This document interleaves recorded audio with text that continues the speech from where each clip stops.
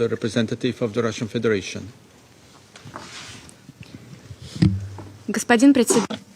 President, we thank Assistant Secretary General Khalid for his briefing. We, much like the majority of our Security Council colleagues, we are deeply concerned by Israel's politically motivated decision to recognize the independence of Somaliland. This decision is at odds with the sovereignty, territorial integrity, and the unity of the Federal Republic of Somalia. We very much understand the well-founded reaction to this decision on the part of the government of the Federal Republic of Somalia, the African Union leadership, regional states, and Arab and Muslim countries. We are concerned by potential consequences, including about a potential escalation of tensions in the Horn of Africa and beyond. In principle, we are in favor of settling intra-Somalian contradictions on the basis of inclusive national dialogue without any external interference. We support Mogadishu's efforts to resolve security threats, to establish lasting peace, and to implement its sovereign priorities, factoring in the cultural and historical diversity of this multi-ethnic nation.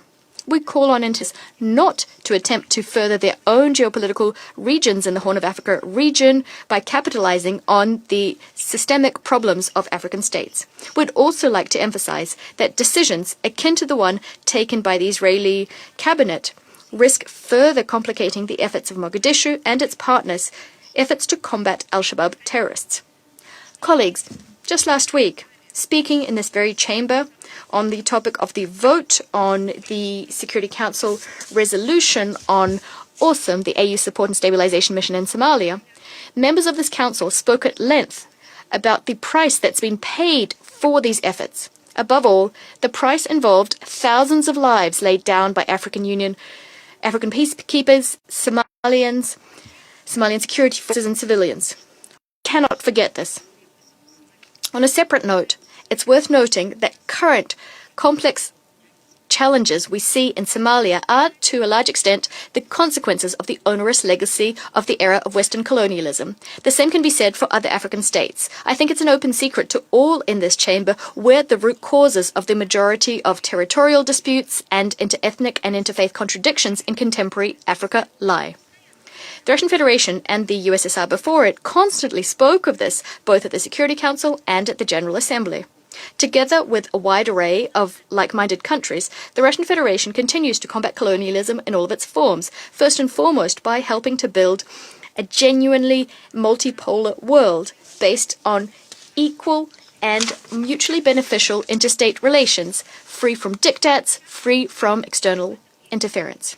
Specifically, in December, the Group of Friends in Defense of the UN Charter submitted a resolution that was adopted by the General Assembly, a resolution proclaiming the 14th of December the International Day Against Colonialism. As the situation we're discussing today shows, Africa still needs such active national efforts aimed at anti-colonialism. We call on all sensible states interested in helping to build a genuinely independent and successful African development models to join us. In the anti-colonial context, in relation to the situation in Somalia, it's also important to repeat our principled position. Voluntary financial assistance to Somalians is provided free of charge. It cannot be preconditioned on the fulfilling of political requirements. By way of conclusion, we'd like to express our solidarity with the government of the Federal Republic of Somalia and the Somalian people during this difficult period. Russia will continue supporting Mogadishu in combating both international terrorism as well as efforts to exert unilateral political and economic pressure. I thank you. I thank the representative of